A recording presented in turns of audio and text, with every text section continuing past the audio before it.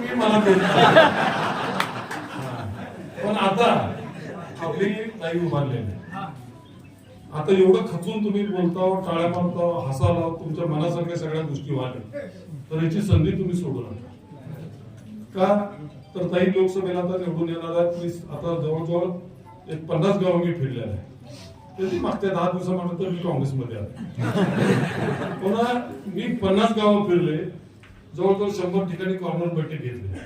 एकदा आपला निर्णय घ्यायचं ठरलं तर आपण मागे पुढे सरकार आणि आपल्या बरोबर आदरणीय शरद पवार साहेब आहेत, आदरणीय उद्धवसाहेब ठाकरे आहेत, आदरणीय आडम मास्तर आहेत आणि आम पार्टीचे सगळे महाराष्ट्रातले जनता केजरीवालचे आपल्या बरोबर आहे. एवढा असताना ताईने सगळं सांगितलं की जुनं 2 वेळा काय झालं आणि इतका त्रास होईल आपल्याला, आपण ते सुख केलं. तुम्हाला वाटेल पश्चाताप नंतर काय उपयोग राहत नाही, 5 वर्ष भोगावं लागतं. लय डेंजर आहे, तुम्हाला माहित नाही ते. माळशिरस म्हणून काय इकडे आलं, बीडवरनं माळशिरसला काय केलं, माळशिरसनं परत इकडे आलं.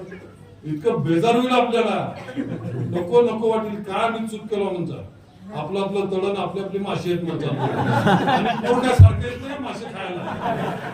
एकदा पूर आला पण सगळं गावभर माशी गोळा केला होतो मी, पण आता तसं चालत नाही. आता एक पण आमच्या आया बहिणी इथे सगळेजण उपस्थित आहेत. मी मनाचा अर्थ तुम्ही सगळं ओळखता, मी फक्त जाहीर बोलू शकत नाही माईकवर. तुम्हाला लक्षात आहे ना, एवढा त्रास होईल. बाबा बाबा म्हणणार, काही चूक केली म्हणणार. तुम्ही त्यावेळेला मला भेटताल, प्रणितताई भेटताल, शिंदे साहेबांना भेटताल, तर वेळ गेलेली असते. हे मी म्हणण्याचा अर्थ तुम्ही मनापासून ओळखताय, तुम्हाला त्रास काय होणार आहे आणि हे लय डेंजर आहे. तुमची जामीन पण होणार नाही. ह्याच्यासाठी मी तुम्हाला सांगतो, ह्या मंदिरात आपण बसलेलं आहे, आज शपथ खायचं की ह्या गावामध्ये आम्ही 80% ते 90% मत,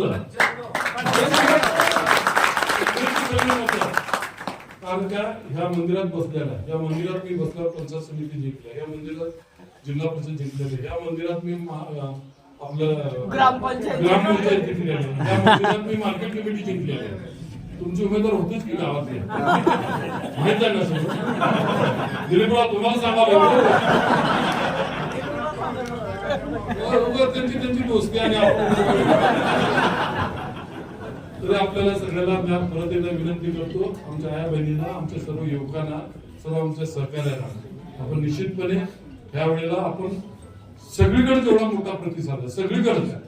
मी दक्षिणमध्ये गेलो, मोहोळला गेलो, पंढरपूरला गेलो. मी जेव्हापासून आता 15-20 दिवस झाला प्रवेश करून आल्यापासून 1 दिवस मी थांबलो नाही. कारण काय, एक सुसंस्कृत मुलगी आहे, आपल्या घरातली कन्या आहे, आपल्याला त्रास देणार नाही, दैनंदिन कामकाजामध्ये आपल्याला अडचण आणणार नाही, विकासाच्या कामाला मात्र 100% मदत करेल. जसे मी आमदार असताना, आमदार नसताना सुद्धा त्या तळ्याचे पैसे मी घेऊन दिले. त्याची तुम्हाला मिळालेत का नाही मला माहित नाही, नका अडकले मला माहित नाही. तुमचा खाजगी व्यवहार, खाजगी व्यवहारात मी भानगडीत पडत नाही. आता ओळखते खाजगी व्यवहारामध्ये तुम्ही मला काय विचारून दिलं नाही ना, मला बी दिलं नाही. तर परत एकदा आपण खूप काळजीनं, खूप मनापासून, अंतकरणापासून सांगतो, सांगतो, सावध इशारा आहे तुम्हाला, सावध. तुम्हाला नंतर वाटेल की दिलीपाने ह्या मंदिरात येऊन बोलले, आपण ऐकलं नाही.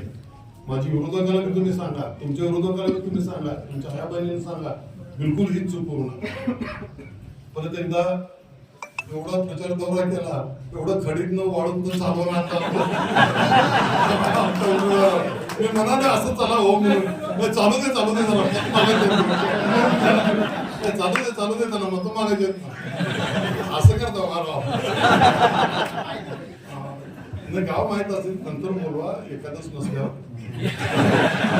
एकदा आपल्या सगळ्यांचा आभार मानतो, आपला धन्यवाद देतो आणि 100% 7 तारखेला मतदान करावं.